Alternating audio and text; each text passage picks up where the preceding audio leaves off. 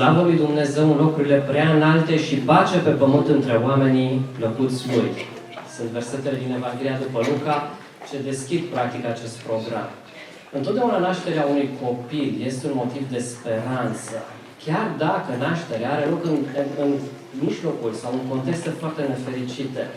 De exemplu, știați că de când a izbucnit războiul din Siria, în 2011, în țară s-au născut aproape 3 milioane de copii, iar în exil încă alți 800.000. Pentru că nașterea oricărui copil aduce în el un gram de speranță.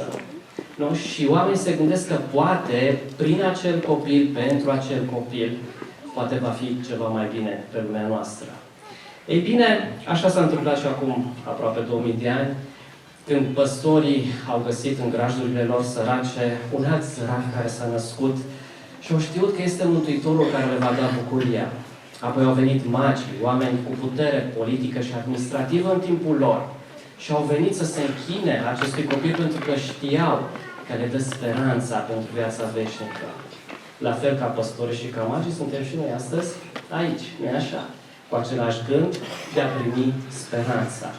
Am bucuria și onoarea ca în numele Asociației Conștiință și Libertate să salut oficialitățile locale, în mod special pe domnul primar Constantin Toma.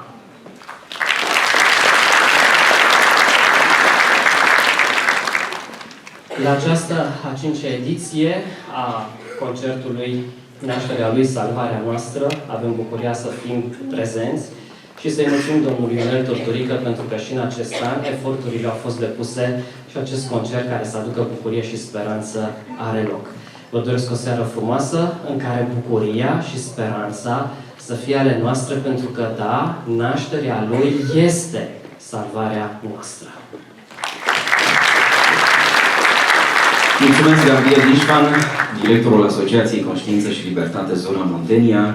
Cu siguranță că va fi o seară frumoasă, așa cum ne-a dorit și Gabi. L-am văzut la început pe dirijorul acestui cor, corul Liceului Adventist Ștefan Demetrescu din București, făcându-le semn acestor tineri să zâmbească. Văd destul de multă rigiditate în această seară în sală. Nu cred că este cazul să o dovediți aici și acum, așa că vă invit să zâmbiți. Dacă nu, probabil în timpul următoarei piesei am să-l întorc, am să-l rog pe Mihai să se întoarcă către dumneavoastră și să vă facă aceste semne să zâmbiți.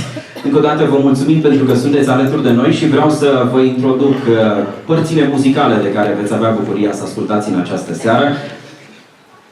Vor fi în fața dumneavoastră și vor veni în fața dumneavoastră soliștii Luiza Spiridon, Chris Nersi Macovei, Genalin Petre, Andrei Stoian și Lavinia Costea. La Nai o veți putea asculta pe Lavinia Rusu și, bineînțeles, corul Liceului Teologic Adventist Ștefan Demetrescu din București. Dați-mi voie să vă introduc și primele două piese pe care le veți asculta în această seară, interpretate de solista Luiza Spiridon, Cântec la Iesle și Liniștea nopții. Audiție plăcută!